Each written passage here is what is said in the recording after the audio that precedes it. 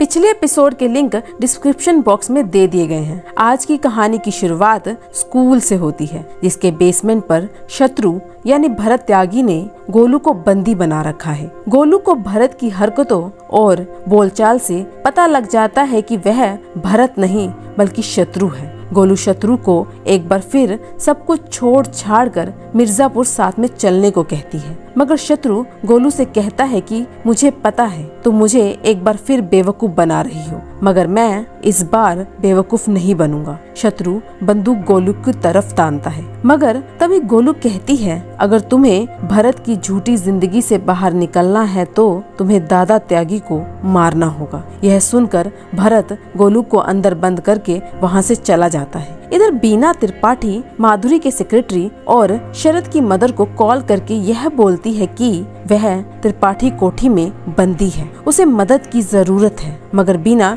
यह झूठ क्यों बोल रही है, अभी इस बारे में कुछ पता नहीं है। इधर शरद अपने बिजनेस पार्टनर से बातचीत कर रहा होता है, तभी वह बताता है कि सिवान में दारू की डिलीवरी हो चुकी है, मगर पिछले 10 साल में पहली बार एडवांस मनी नहीं आया। भरत से पूछा तो उन्होंने कहा कि इस बार माल ज्यादा बिका नहीं और थोड़ा दिमाग भी कहीं और था। यह बात सुनकर शरद का दिमाग दौड़ने लगता है और वह समझ जाता है कि भरत ने ही गोलू को गायब किया है। इधर सिवान में भरत त्यागी को अपने इन्फॉर्मर का कॉल आता है, जो बताता है कि नाके पर नया एसपी आया है और यूपी की गाड़ी यानी गोलू की गाड़ी के बारे में पूछताछ कर रहा है। उसे पैकेट भी दिया, मगर वह माना नहीं। आप कुछ करिए ना भैया। तब भरत कहता है अगर अपना मुंह खोला तो चमड़ी निकाल लूंगा, आगे मैं एसपी को देखता हूँ। यह कहकर भरत फोन काट देता है। इधर भरत यानी शत्रु अपने पिता की आंखों में शत्रु के लिए प्रेम देखता है। एक तरफ शगुन अपने अब्बा यानी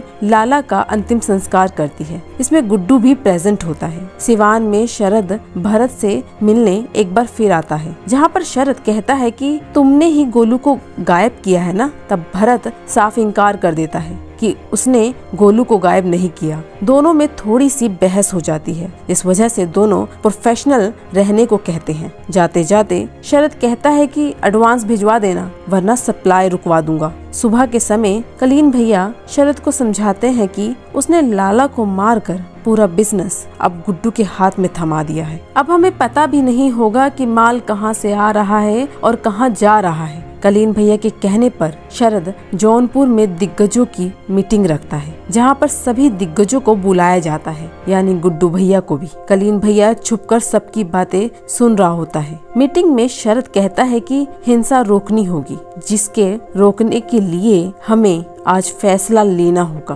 क्योंकि 2 क्षेत्रों की वजह से पूरे पूर्वांचल का बिजनेस बिगड़ रहा है। इसलिए हमें पूर्वांचल की गद्दी के 2 हिस्से कर देने चाहिए, जौनपुर और मिर्जापुर में। सभी शरद की इस बात पर अग्री करते हैं। तभी गुड्डू भैया कहता है कि बिल्कुल सही आइडिया है, फ्री हैंड रहेंगे तो फ्री हैंड खेलेंगे, मगर हम दोनों के बीच कोई तीसरा आया तो उसका सत्यानाश तो होगा ही। गुड्डू जाने से पहले मुरव्वर मियाँ को धमकी देते हैं कि दशहरे के बाद तुम्हारी लंका हम ही लगाएंगे, याद रखना। और शरद के लिए एक गिफ्ट रख जाता है। सबके जाने के बाद शरद वह गिफ्ट खोलता है, उसमें किसी का कटा हुआ सर निकलता है। यह देखकर वहाँ पर मौजूद सभी लोग घबरा जाते हैं। इधर दादा त्यागी को पता लगता है कि व्यापार मंदा चल रहा है और वह इस पर भरत त्यागी को खूब डांट लगाते हैं और उसे एक कारखाने में ले जाते हैं, जहां पर भरत त्यागी के इन्फॉर्मर को जंजीर से बांध रखा होता है। दादा त्यागी उन्हें भरत के सामने मारते हैं और पूछते हैं कि कलीन भैया की रहने की जगह की इंफॉर्मेशन किसने लीक की। दादा त्यागी